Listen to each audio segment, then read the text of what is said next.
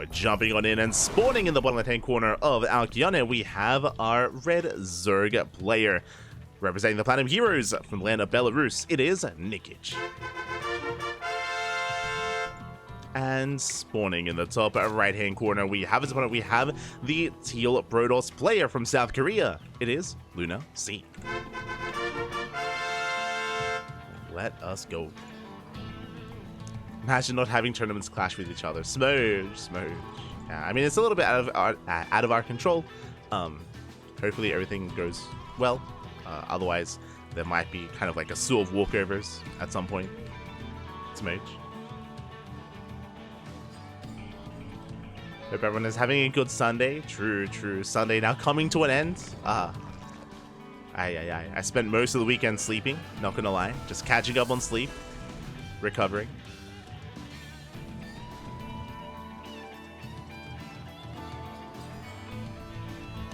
But for now, we're settling in. It is going to be Hatch Gas Pool, standard opener out of our Zerg player. Everything so far so good. Likewise, LunaSea going for a gate expand setup as well. So we have our Hatch Gas Pool. Now, as opposed to the previous map, something that I should emphasize as well, a big reason as to why, we kind of see these big 3-base all-ins on Oceanborn more so than other maps is because of how vulnerable the third base is. That is less so the case here on Alkione. On this map, the third base is a little bit more defendable with the ramp, of course, with the terrain as well, just a little bit better suited for defense compared to Oceanborn, which has a more vulnerable, more exposed third base. As a result, we should be seeing a bit of a longer setup here. Likewise, we also have the Zelnaga in the center of the map as well to give you a bit of a heads up as to what is going on, to notify you if there was aggression coming your way. On top of that, the rush distance by ground is longer, and as a result, we should be seeing a very different dynamic, a very different kind of PvZ. Last series ended very quickly. It was a very short best of 3. I'm expecting something longer here between these two. It's gonna be long. It's gonna be beautiful. I'm here for it. As I say that, though, we do have aggression from the opposing side. This time it's going to be the Protoss player taking things into their own hands. LunaSea going for a Twilight Council opener, not a Stargate. So with this Twilight Council, this could be a couple of different things. It could be a glaive-based opener. We'll see if he pulls out a gas. It could be 4-gate glaives. Could also be a Dark Shrine-based opener instead, with a Twilight Council robo into DTs, into a DT drop. Could be a combination of the two. We'll see if he does pull out of gas, or if he stays in. Now, though, it is staying in. Still setting up. The initial unit was a Stalker, not an Adept, so that's already a bit of a tell that something is amiss. And we, of course, did confirm that we have not pulled out a gas. It is going to be the Dark Shrine instead. So it's going to be a DT opener out of LunaSea. And there have been a couple of signs here and there already. Again, the Stalker doesn't confirm, but it is a bit of a sign. Of course, there is not going to be a airbase unit moving out across the map, so Nikich is a little bit more aware that something is wrong. The sentry, I believe, has been hidden. Ooh, and going for a fake prism. Bearing in mind there's no robo with this. Wait, hold on. So, the Overlord is going to be hunted down. But I'm a little bit perplexed as to this opener. Is this a macro DT opener? I'm curious. Because there's no robo, yeah, we can afford a third base. I don't think I've seen this variation before. So what I'm referring to here, usually when you open up DTs, you open up alongside a robo. So then you can get a warp prism, so then you can warp in across the map, you can harass with your DTs, then if the DT harass fails, you can morph in Archons and go for Archon drops. But this build is very different because there is no robo, so there is no potential for Archon drop harass at all. So it's a bit of a weaker DT opener, and because we save money by avoiding the robo, we can afford a third base. So it is a more economic variation. Rushing into Blink? Okay. Blink for the DTs. Let's go. The initial 2 DTs are waddling across the map. Back at home, do we have any spores in position? Uh-oh. No lair, no spores. The first spore is now on the way. DTs are waddling in. Meanwhile, Nikich moving out across the map. The spore is vulnerable. The spore is exposed. And the DTs, they have arrived. And I'm a little bit concerned as to how much damage is going to be dealt. Does get into the mineral line. Drones are going to be going down. The spore is about to finish though, so at least here in the natural it's going to be safe, but we have DTs here at the third base as well. Damage is being done. Bearing in mind behind this, LunaSea is not all in. Does recall back home. And instead, the all-in player is going to be Nikich, as it's going to be on him to counterattack. But for now, is going to be re-droning. That's going to be 5 drone kills for 1 DT. Not a bad trade for LunaSea. Did recall one of the DTs to safety. And remember, the economy is what matters here. Because there was no robo, very fast third base, fast saturation, LunaSea is ahead in the economy. Does have the economic lead. DT is moving out across the map. Just getting map control, getting control of the Zelnaga. And Nikich has to make a choice. Do we drone and do we go for an all-in? Do we go for a timing? For now, he is saturating his third base. Lair is on the way. It looks, I mean, that's the problem, right? Like, he can't really counterattack without an Overseer. So he does have to wait for the Lair. So Nikich is stuck at home a little bit longer. Still no Spore at the third base. DTs, they go for the Ravagers. Oh my god. Not quite. Instead, they go for the Mineral Eye. They go for the hat. Oh, may as well. They're going for the hat tree. The base is going to fall. Lair is not done. No detection. The Biles. The Biles do connect. Late reaction out LunaSea. Third base goes down. He has to get the hell out of here. And Nikich, he's stuck on 2 bases. He's massing up Lings, massing up Roaches. It's all or nothing for Nikich. He's getting ready for his all-in. And back it up, what do we have? We have 1 shield battery, 1 overcharge. DTs, they do come across the Lings. They trade well already. Oh, I say that, but here comes detection. Oh, they can blink away. No shot. They avoid the surround. And here we go. One way or another, the game is about to end. Either Nikich can kill LunaSea or he dies trying. So he's pushing in. Overseer behind this. There's still that shield battery, that overcharge. Blink is not done. Uh-oh, no blink. 5 seconds away. Biles, they do graze the army. Stalkers are going down. Some rough losses here for LunaSea. But the overcharge is popped. The blink just now kicks in. The Biles. Oh my god, they do connect. They shut down the Stalkers. There's 3 Stalkers left. Boys have to be pulled. It looks like Nikich may just have enough. It's another warping of Stalkers. And yeah, blink was just a couple of seconds too late. The Biles were brutal. 13 probes go down, and the third base, it's gonna fall. We can see DT's trying to catch reinforcements. Third base does fall. And there's nothing here at the natural. There's no shield battery. Yeah, there's no side defense. Biles, they're knocking down that front door. So far, better blinks here from LunaSea. But he's still up against the wall. He still has a higher worker count. Bear that in mind, though. Still is up in probes. And the third base gets denied. LunaSea, he still forces the all-in. And the Stalker count is getting higher. If LunaSea, if he can clean up this Ravager army, he can still take this. He's still in this game, if he can clean this up.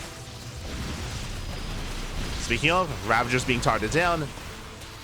Game paused. Ooh, and Nikich does ask for a pause. Hopefully everything is okay. Back at home, still no third base. It was denied by the DTs. There's still a DT out on the map as well. Oh, it's still a very, very tense situation. Hopefully everything's okay from the side of Nikich. You know, maybe some Uber Eats at the door. It happens. It happens. He's getting his food back. And hopefully nothing too serious before we can jump back in.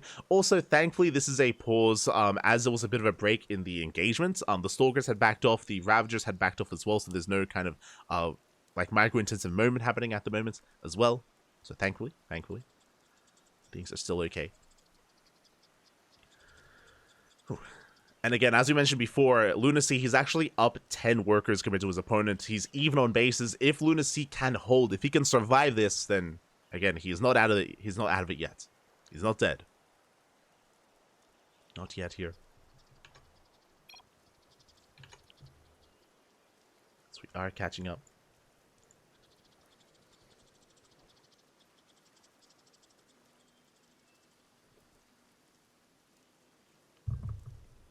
When LunaSea first did this to me, I thought it was a cool one-off build, but he played it every series. Oh, no. I see. I mean, it is really unique. It's definitely something that I've never seen before. Oh, looks like our players are back. Game resumed. We're jumping back in. Again, Ravagers do back off. Speaking of, a couple of Ravagers being targeted down. The Biles do not connect. Nice hold position. LunaSea is broken free from his contain. Nikich, he does back off, trying to reestablish his third base. Meanwhile, LunaSea retaking his third, getting into +1. Cybercore has been rebuilt. He's got how many gateways behind this? 6. He's got his 6 gates. He's got a massive amount of Blink Stalker. And can he threaten the third? waiting for reinforcements. I would like to see the addition of Archons. Like, 1 or 2 Archons with this army could actually threaten the third base of Nikich. But here we go. He is moving out. How many Stalkers? 18. Stalkers, a lot of creep to work through. Nikich is setting up, now establishing his third. Double expanding, getting a 4th base.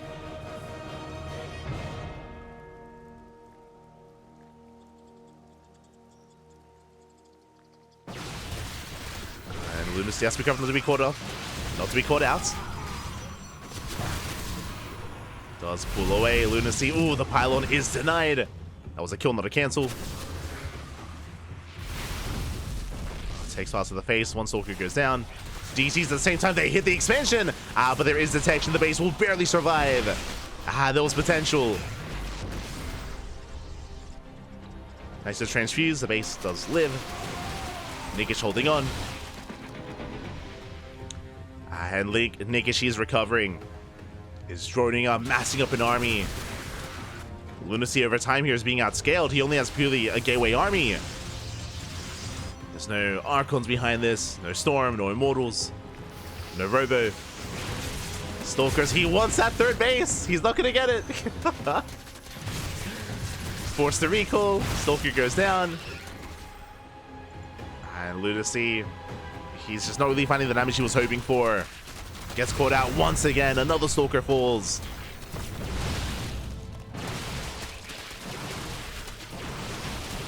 Nikich, he can just snowball out of control from here. Has a massive supply lead. Has since recovered. LunaSea trying to set up a counterattack. But can he hold back at home? And no shield battery, no overcharge. Legs a start to step forward, so there's a Roach Ravager. More Stalkers going down. Brutal losses here for LunaSea.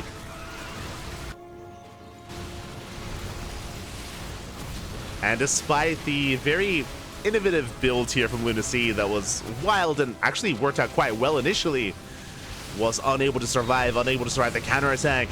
Nikich snowballing out control across the map. The 3rd base does fall, but it doesn't matter. There's a 4th. GG gets called, and Nikich takes game number 1. GG. Does take the first game. A very chaotic game 1. Again, I was caught off guard a little bit by the build from LunaSea, just going for a DT-based opener without a Robo, without a Prism. Did do quite well for himself. He killed the 3rd base. But again, we saw that LunaSea just barely wasn't ready for the counterattack. If you remember, by the time Nikich hit the 3rd, LunaSea was 10 seconds away from Blink. 10 seconds. And in those 10 seconds, he lost like, what, 5, 6 Stalkers? He lost so many Stalkers as he barely didn't have Blink ready. If that had hit any later, if LunaSea was given just a couple more seconds to finish up that upgrade before the fight did occur, then different kind of game, different kind of defense, and LunaSea may have taken it from there. GG. GG, well played. Nikich takes the lead, and now we're getting into game number 2. Let's go. Let us go. So we're getting into that second game.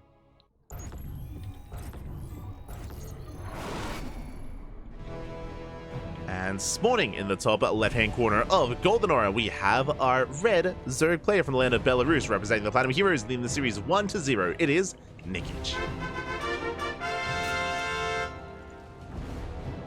And spawning in the bottom right-hand corner, we have the South Korean Protoss player, the blue Protoss, representing himself, currently teamless down in the series.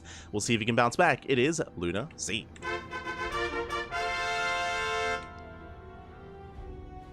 Here we go.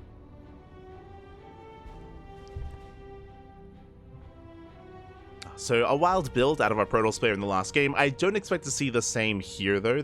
I feel like, I would say, you know, once a series, once a tournament kind of thing. Shout out to Eba was letting us know that apparently he has done it quite frequently, at least against him. So maybe it's a go-to build for LunaSea, at least in a series. But it didn't quite work out in that first game.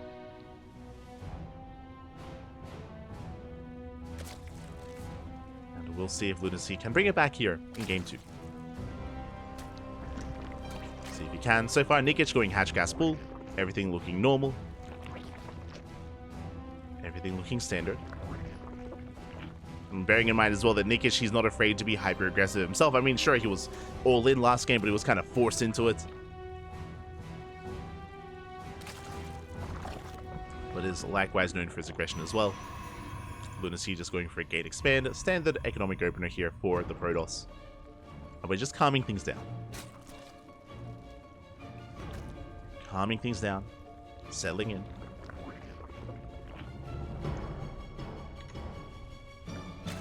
From here, as a reminder, the winner of the series will advance on into the semifinals. Into the semis. And we have some other matches underway as well. We have Iba versus Hormono did just begin. Honestly, I'm looking forward to that ZvT. Hormono is an animal. Likewise, Iba is as well. So I'm excited to see how they do turn out. Unfortunately, we'll be missing that series, but maybe we can catch the winner in the semis.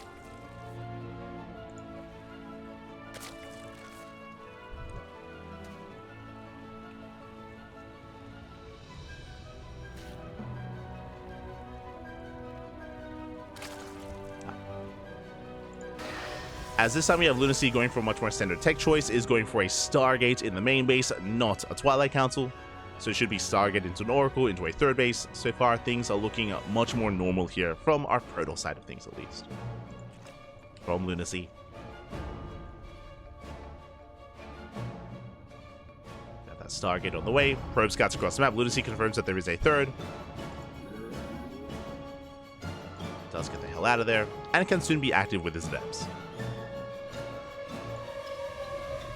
Speaking of, adepts are moving out. Two adepts can one-shot drones, so they can threaten the mineral lines. And their goal here is not just to threaten the mineral lines, but also scout and count the gases, make sure there's no early tech, make sure nothing is out of the norm. Catching a tumor, not bad. Cancel the shade into the main. We can see Nikich has pulled out a gas, so he's not rushing into a lair. He's not rushing into a roach horn or a baleen nest, so standard setup here out of our Zerg player. No extra gases. Adepts do confirm. They do get out. Meanwhile, that is a Twilight Council before the third base. LunaSea once again wants to be the aggressor. Now, this is going to hit a little bit later. So far, everything looks normal, everything looks standard, but the Lings of Nikich are about to confirm that there is still no third. And that in itself is suspect. So with this Twilight Council, I'm leaning towards Glaive Adepts. This looks like Glaive Adepts before third base, but we'll keep an eye on LunaSea to see if he heads in a different direction. Oracles to hit the main, Queen's in position. 2 drone kills. Oracle does not get out. Oh my god. Oracle does fall. Glaive Adepts are indeed in production. And Nikich, he hasn't confirmed, but again, he confirms that there is no third. So it does confirm the 2-base setup from the Protoss. Baleen Nest is on the way. That is a way to deal with Glaive Adepts. It is a little bit risky. You have to rely on your slow Banelings keeping up with the shades themselves. So it's not easy, but not impossible. So Nikich, he will have an answer to the Adepts. Third base now on the way. Is delayed. Nikich does confirm. So it is not a 2-base all-in. But LunaSea is committed. Like, these Adepts, they have to trade well. If they don't, then LunaSea is going to have a hard time transitioning into a longer later game. On the flip side of things, the goal here for LunaSea is to get economic damage. Is to get into these mineral lines, is to wreak havoc, and get ahead. To make up for the delayed third. Meanwhile, Baling's already morphing in. That's already 9 Balings! Oh my god! Nikich, he is building up. Likewise, so the Adepts. Balings have been spotted. LunaSea knows. And can he do anything about it? Balings are waddling in. Oh, the shade! Oh, he does commit. And the Balings are coming in to collapse on. They will collapse in. Nice spread here from LunaSea. He does avoid some of the splash damage. That could have been a lot worse. But LunaSea has lost the main bulk of his army. He's trading here on his half of the map. 18 more Lings in production. LunaSea moving out. Behind this, now going for the Forge, now going for the Twilight Council. Remember, +1 and Blink are delayed this game for LunaSea because of Glaives, and it hasn't been worth it. Has not been worth it so far.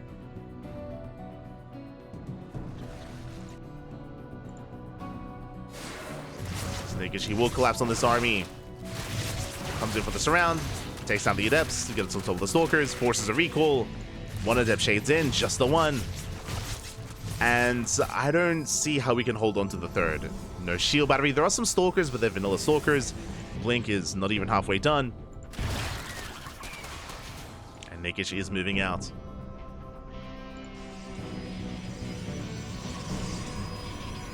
Shield batteries are on the wave. The Lings, they collapse in. Bailey's going for the shield batteries. Not the most efficient trades here to Nikich, and he won't be able to break his opponent, but does take down the pylon, denies the warp in. Still a good enough trade. Behind this, Nikich has been droning. He's just been saturating, droning up, taking his gases, getting a 4th expansion. Nikich is looking quite comfortable. And there's a lot of pressure here on LunaSea. Does warp in an extra wave of adepts. LunaSea still has potential to get into a mineral line. And he needs to.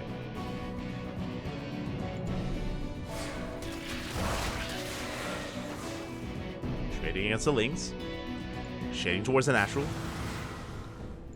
Lings and Queens are ready.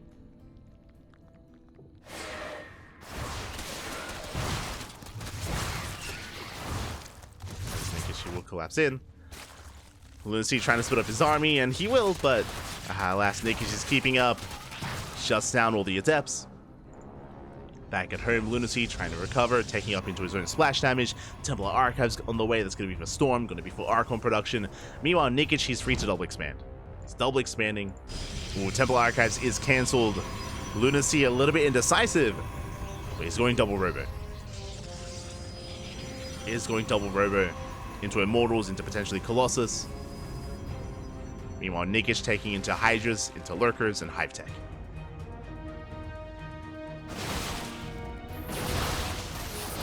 Spanelings are waddling in. They're going for the mineral line. Oh, nice force fields. Very clutch force fields out of LunaSea. The warp in as well. He locks down the Banelings. Very nice defense. Again, he does hold. He does survive. Doesn't lose any workers. But that doesn't really matter too much because back at home, there's that Hive Tech that we were talking about. The Lurker Den as well. We're getting ready for Hydra Lurker Viper. Nikich, he's getting into his end game. He's droning up to 86, so he's fully saturated. 86 drones, Hive Tech, and now Nikich can focus on his army. And the problem here, because of the early to mid game, LunaSea, he's stuck at home. LunaSea, he's still trapped at home, still has no Colossus, still has no pushing power. Because that's why Nikich has been free to be this greedy, to drone up as heavily and to tech up as heavily as he has. Like, LunaSea has just had no map control, no map presence because of the Glaive Adepts. Or because of the failed Glaive Adept. Now he's moving out, but he's pushing into quite an army. Lurker Den just finished. Hive is almost done. Then Nikich can embrace those upgrades. There's no reason for Nikich to push in, so LunaSea, he is free to establish his 4th. So LunaSea should be able to get his 4th base up and running, should be able to get it saturated as well, but Nikich will be the first to max out. He's going to be maxing out on quite an army. The only thing that Nikich is really missing is Vipers. Like 2-3 Vipers would be ideal to shut down units like the Colossus, Disruptors, any like even Skytoss Rush if we happen to be rushing into Carriers or Tempest.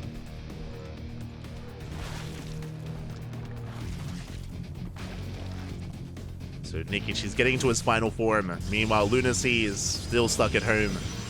Is making 2 Colossus at a time, and that will help. But as we mentioned before, if Vipers hit the field, Colossus are going to be vulnerable, considering there are no High Templar. There's no feedbacks.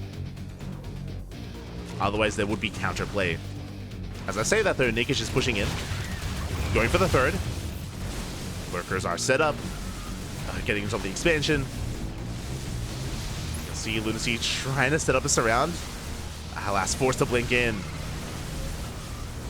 That's going to be 12 workers going down already. Colossus taking a lot of damage as well.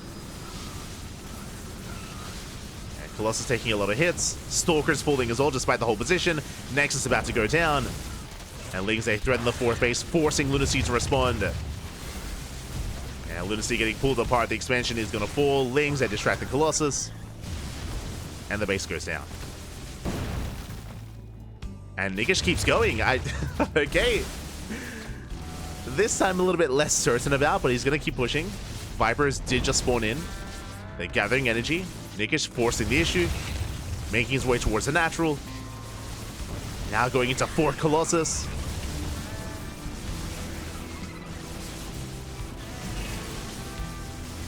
Colossus with range. Can they break out? They're dishing out a lot of damage. Lynx as well. They melt. They melt against the Colossus. Nikich does not back down. And he's going for the kill. Takes out the Cybercore. 9 lurkers on the way behind this. Bathing setting up for a run by.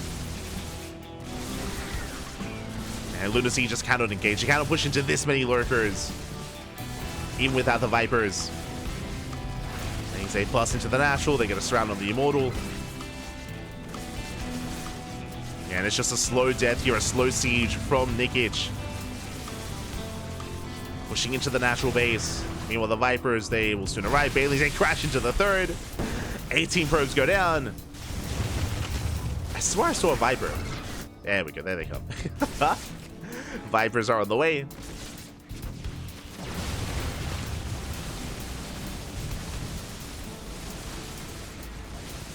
And now that they've arrived, he can just go straight for the Colossus.